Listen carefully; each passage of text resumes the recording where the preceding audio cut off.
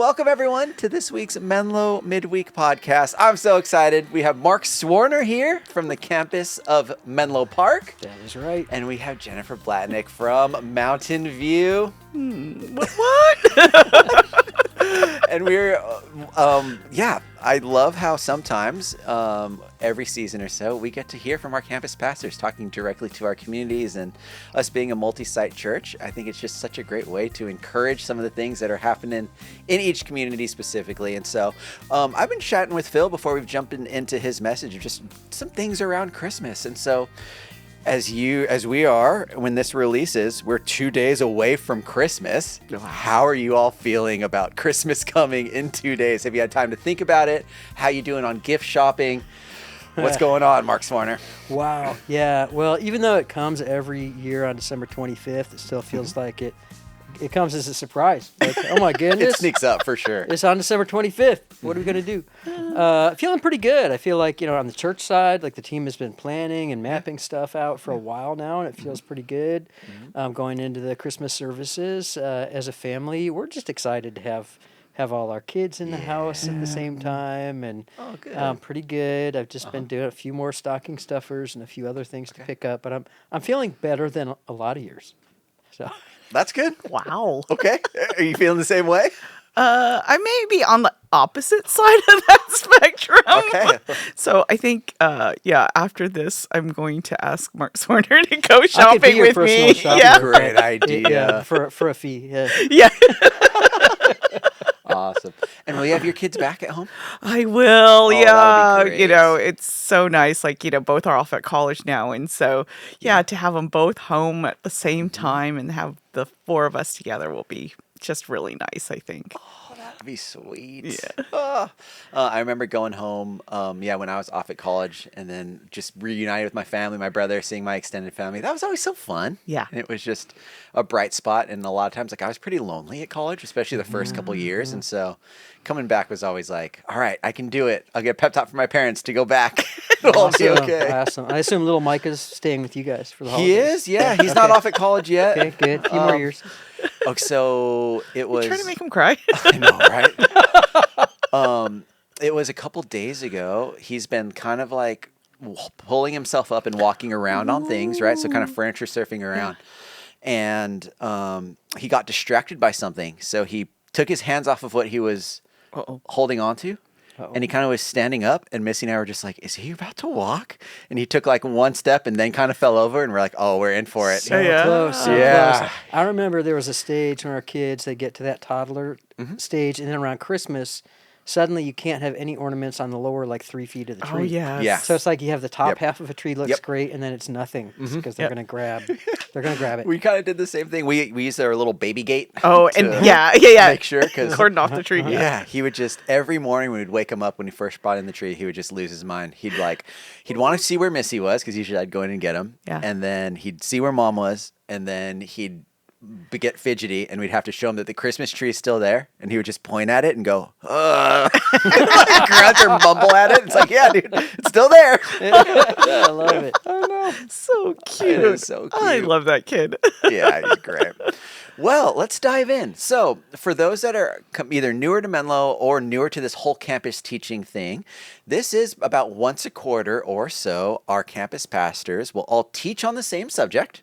So it's kind of the same core message, but you all tailor it to your own personal self and your personal communities. So, Mark, can you walk us through what the message was overall? And then I'd love to see at what points you guys deviated and why you deviated. And so let's just dive in and give people a brief summary of this as the fourth and final weekend in our Advent series. Yeah, well, I mean, the whole series has been, "O come all ye faithless," just recognizing that Jesus didn't come for the perfect people who have it all together, but people who doubt, who have anxiety, people who are lonely, people who are broken, and we all are in different ways, right? So this one was more focused on Jesus coming in the midst of our loneliness. So we're looking at the shepherds who are way out in the fields and in the dark and were kind of the lower rungs of society, and they were not included in much in terms of life of religion or festivities or community events. So we're kind of using that angle to just talk about ways that Jesus came for those who were more marginalized or lonely or feeling lonely. Like sometimes, like we might have a lot of relationships and we're busy, Yep. but maybe there's a part of my life where it feels like I'm just going through something alone. And it's like, no, we don't need to. We're called to, we can come in from the cold, and Jesus invites us to bring him into that space so he can meet us there. That's so good. So you gave a pretty good summary of that. And in Menlo Park, you kind of dove into 4 different ways in which people are able to kind of connect with the shepherds, and steps that you kind of wanted to reinforce as people are thinking through, hey, I might be on the outside in this. I think there's one point at the end of your message where you kind of gave an analogy that, like, God invites everyone in, but sometimes people still are left feeling like, what if I'm not qualified? What if I'm not good enough? If God only knew what I did, or knew the things about me that I'd done. So as we are journeying towards Christmas, I'd love some pointers, probably from both of you, of if there are people that are feeling this way, how can we meet them in that? And how can we still extend an invitation for people to journey with us towards Christmas? Yeah. What do you think? Yeah. I mean, feeling lonely, like Mark was kind of saying this, like you could be just surrounded by people and just feel lonely. It's not really about a presence thing. Absolutely. It's really more about a heart thing where you just feel unseen, right? And so I think in this season we can get busy really quickly. And I think just, we were talking a little bit before this podcast, right? You and I, how, or Mark, like just in the season of busyness, things just everything feels blurry, right? Yeah. And Yeah. being able to have some margin to slow down and let the smallest things come into focus allows you to notice people, notice if they're hurting, notice that they need something. And it's those types of things that make all the difference in the world, where you feel like, oh no, I am seen. People do notice me, right? Yeah. So yeah. Yeah, it makes a ton of sense. And it's so ironic, this time of year when we're celebrating this amazing gift of God's own presence, Jesus coming to be with us. And, we all get so busy and frantic this time of year, and it feels so blurry that in some ways we become less present for the people around us, and it compounds some of that loneliness that a lot of us will feel at different times during the season. Definitely. I'd love to maybe talk about ways in which you might find helpful for people to slow down to practice more presence. I have not been good at this. Missy has been awesome at this year, where we will in the morning intentionally try to go through the Advent reading plan that we put out. Yes. Oh, come all you faithless. You can find that if you haven't done it yet. It's great. I mean, still continue to do it. It's just a great point of where there's a short reading and then a short scripture. So we've been doing that, and then doing a little Advent calendar. So it's almost like a forced point. Like there are definitely mornings where I don't want to do it. I'm already running late. Micah already has food all over himself and the walls, and we've already been cleaning and did one round of dishes, and now we're on the next. And I got to get to work, and it's like, hey, if I don't leave now, then school traffic's going to come. And like those are like, even that like thought process is how like I'm feeling on the inside. But then when we pause, even if it's a forced pause that I don't really want to do, sorry, God, to read and pray with my family, it's like, oh, okay, that noise kind of settles for a bit, and that reframes my day. So that's one way that, or that's one thing that maybe someone out there, if you're feeling that same way, just a little intentional pause, whether that is with scripture or prayer or even just some time with your family. So helpful. So what else comes to mind when we're thinking about what it means to help people practice maybe pausing in this super busy season? Yeah, I think I have a routine of where I pray in the morning and I pray at night. Oh, nice. And I try to think of someone that I haven't prayed for lately, and just like really like kind of let my mind go, who needs prayer? Like who can I think of? And I usually try to follow up in the day by just sending a quick text to say, hey, I prayed for you today. I thought of you. Just something, short, only because, again, we have a lot going on. And, but I do want people to know that, hey, I've thought of you, right? And, everything just is intensified, I think, during this time of For year with sure. people, especially people who are going through grief, who maybe have lost someone during this past year, or if something happened in their life. And there's also just so much going on in the world right now. And people who've had surgeries, people who've gone through medical treatments, whatever they might be, right? Just, hey, just thinking of you, people who are suffering in their marriages right now for whatever reasons. And I just want them to know you're loved. Yeah. We know you. You're part of us, and we can all feel this and also know that, hey, God still loves us. He still sees us. And it doesn't mean that all this stuff goes away, but, we can bear the burden for each other a little bit. Yeah. Yeah, I think that's so true, and I agree. It's hard to slow down, especially this season where things already busy life feels like it gets busier, and sometimes it's because we have those pain points, and slowing down makes us have to sit in them, and we'd rather not. So it's easier to keep busy, keep going to the to-do lists and all the things, Yeah, it's and true. not That's a good slowing point. down because then I have to sit with not just spending a wonderful, peaceful time with God, but also saying, okay, God, I need you to come into the parts of myself that are not centered right now. One practice for me is just to go for a walk, even between meetings or something. I'm like, okay, I'm going to get up and like, okay, God, we need to go for a walk. And just kind of go around the block or walk around the church a couple times and just kind of, slow down, create these pauses. Otherwise, I'll find I just run from one thing to the next. Yes. And then it's, rushing Yep. home and it's dinner time and, Carrie's got some students that she's working with. So I'm fixing dinner and then helping Evan with his homework. And pretty soon the day's gone and it's like, where did it go? Yeah. So I've got to be pretty intentional about fitting in those moments to just pause Yeah. and sometimes literally getting up and just going for a walk and saying, okay, God, we're going for a walk. Maybe I'm actively praying. Maybe I'm just creating those little margin spaces, but it helps. Definitely. So in those pause, I love how you said you're kind of confronted with some of the things that you might be running from by not pausing. Yeah. And when we are confronted with that, at least for me, there's a lot of guilt or shame or anxiousness that comes in that. In the same way, the shepherds felt that of like, hey, who am I to be invited to be in this life following this king that I'm unqualified to be in or in the presence of?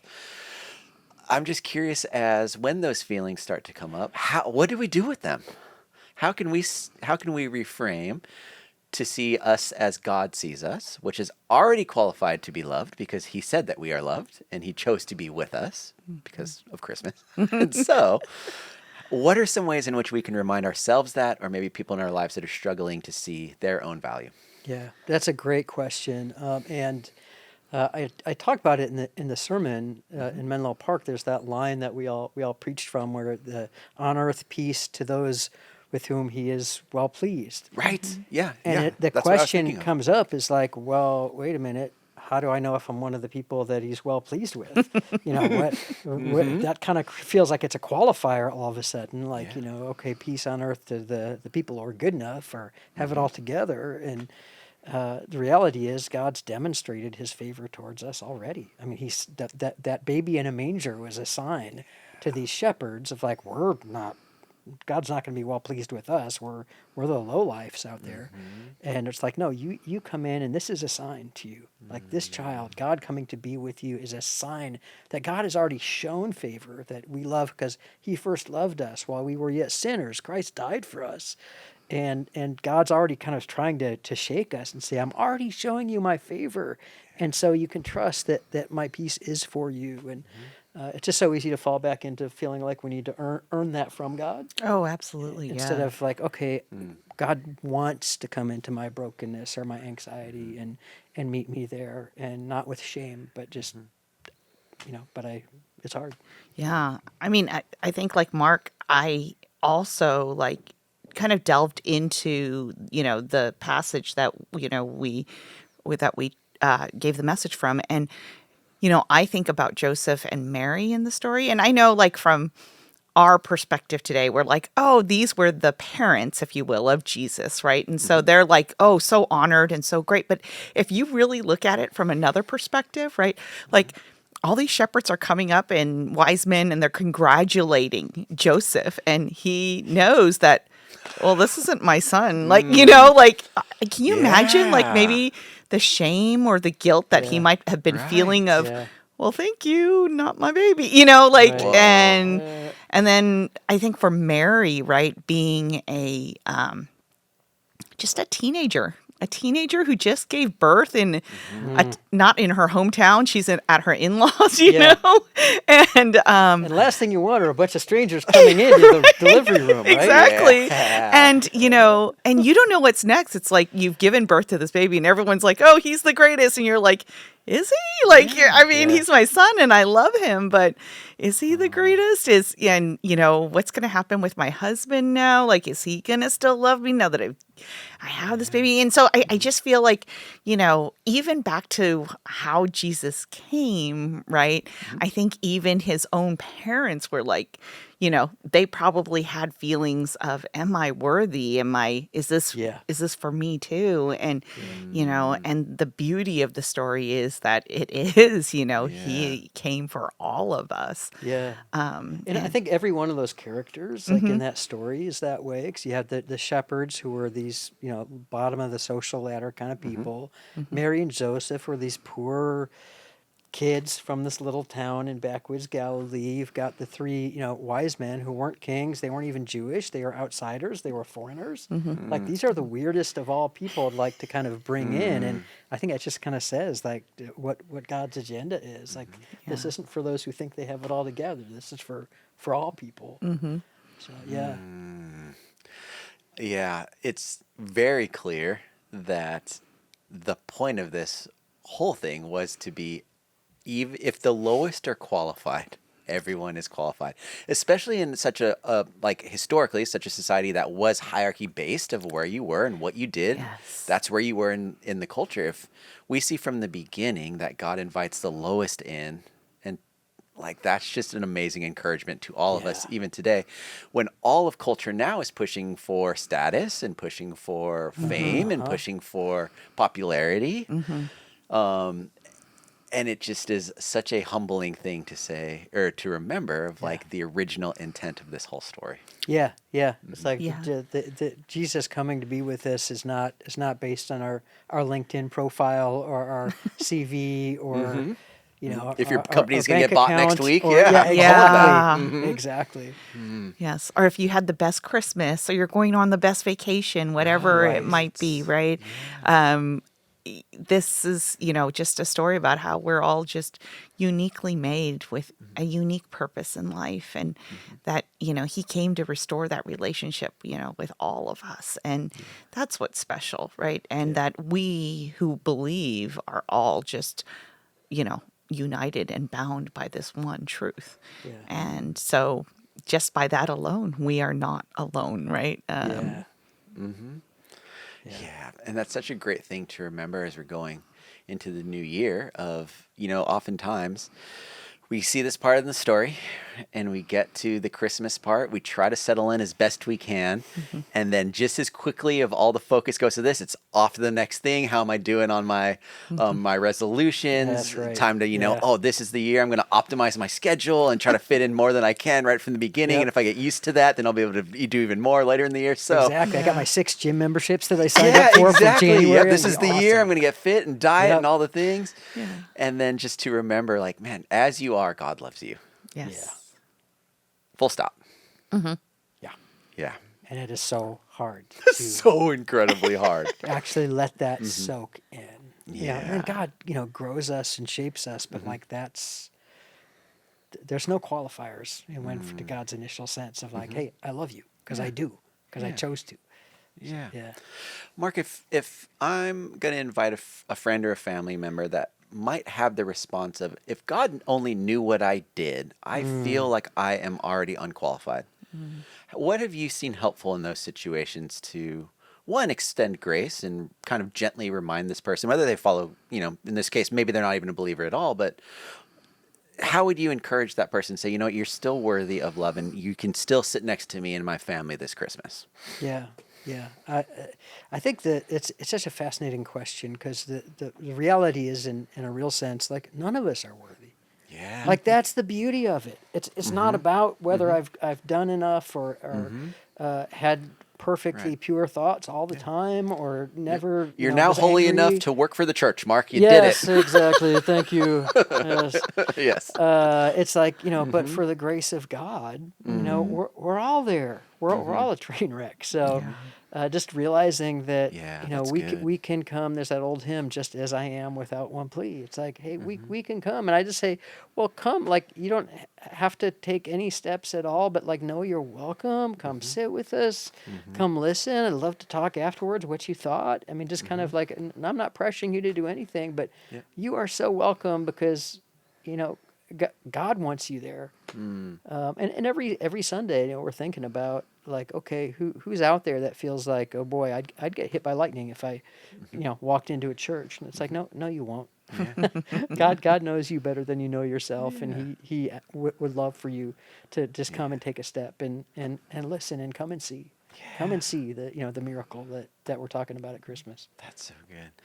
And Jennifer, you've had a lot of Christmas services at Mountain View as an attendee. Yes. And so this year's your first one as a campus pastor. Oh, yes. It's so much more relaxing. isn't it, as a Yeah, campus exactly. pastor? There's a lot of enthusiasm in that second. Oh, yes. You just get to sit back and be like, hey, it's Christmas, everybody. I'm just curious, as maybe for you, what is God kind of uniquely calling you to help shape and shape the culture of your community as you're leading now the community that you've been in for so long, and you've led in different ways there, but as a campus pastor now, are you approaching it any differently than Christmases in the past? For sure. I always had a deep appreciation for staff. I think the staff at Mountain View know, like I used to provide a whole meal. Yeah, I heard about It was that. amazing. It was amazing. So I provide a whole meal for the staff. Well, there's no way I can do that this year. And it makes me a little bit sad. And so I still haven't really figured out the answer to this problem. So my staff might actually get the worst treatment ever. Because there's nobody. Domino's pizza. It's not going to be the same. Yeah, I mean, I just appreciate. I mean, and it's not just staff; it's the volunteers. They're amazing.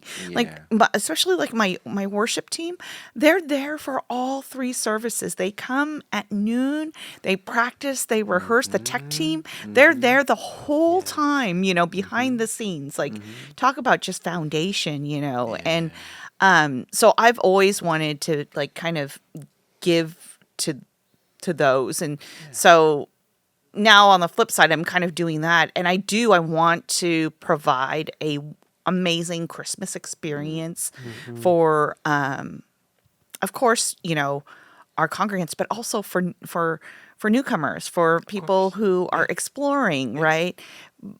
And I also want to be very mindful that I don't want this to be a show. I want them to really find connection and to discover who Jesus is and to be curious and to foster that curiosity with just radical generosity and love. And so how do you do that, right? Really, and keep that all in perspective and focus? I think it's easy to do on a more personable level when it's like inviting someone to my home, but it's really different when you're just trying to do this for a lot of people. And, it's no different than like, let's say you had a best friend and your best friend's mother comes to town. You're going to want to host them. You want to invite them in for a meal or for a cup of coffee, right? Whatever that might be, because this is your best friend. And I kind of feel that way about my entire congregation now. And it's just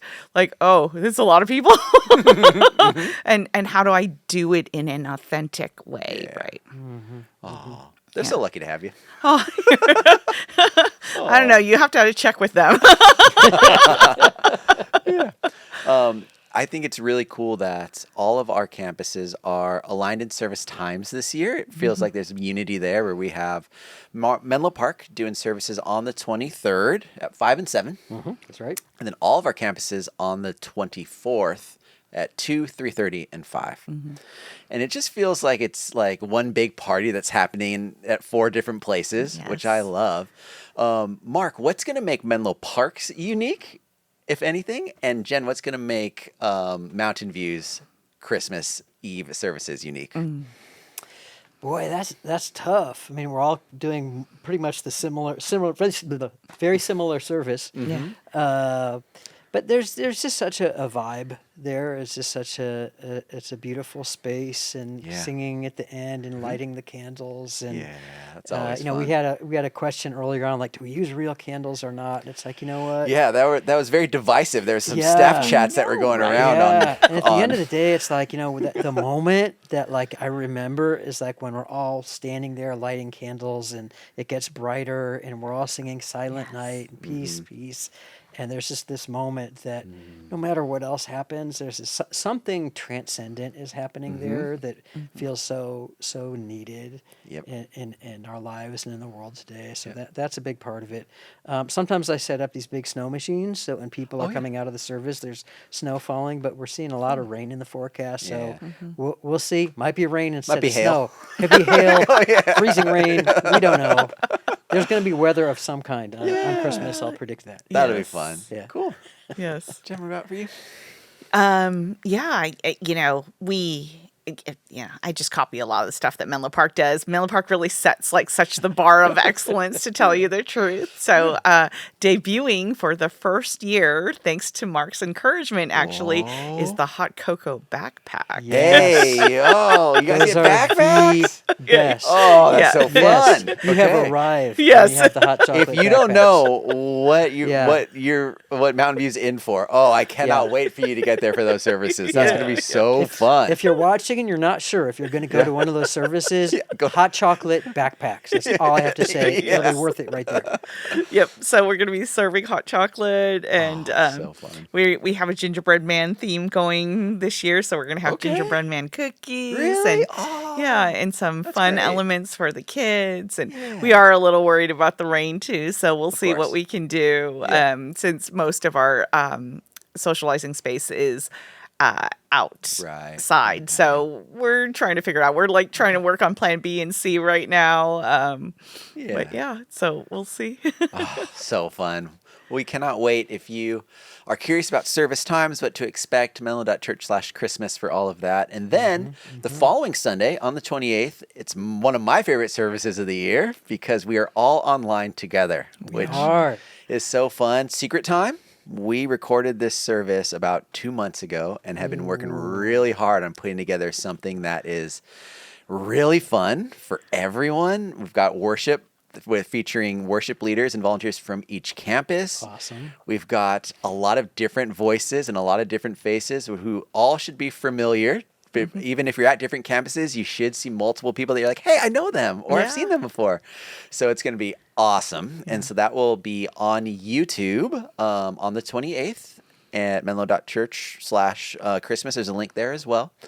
So if you come to church in person that day, sorry, our doors won't be open. You can have a time of silent reflection. We were talking about slowing down before. That would be your time to whether walk it's intentional or by unintentional. yourself around the church a few times, and then go home and watch it on YouTube. Exactly. We just say what we're doing is we're bringing church to you on the 28th. So wherever you are in the world, or at home, or traveling, or skiing, whatever it is, on the 28th, you can tune into YouTube. And but the other fun thing are the watch parties. Yes. they're If you really want to fun. be with people, Yeah. you can sign up to host a watch party and have a bunch of people over and serve coffee and donuts from your home. Exactly. Yeah, Have a we little bit of church right where you are. Yep. Exactly. We have some resourcing around that too on how to host watch parties well. I'm going to be hosting one at my house in Orange County with a few friends. Nice. Yeah, so that'll be cool. So that'll be really fun. And then we're welcoming everyone back in January. First weekend of January is when our doors open again.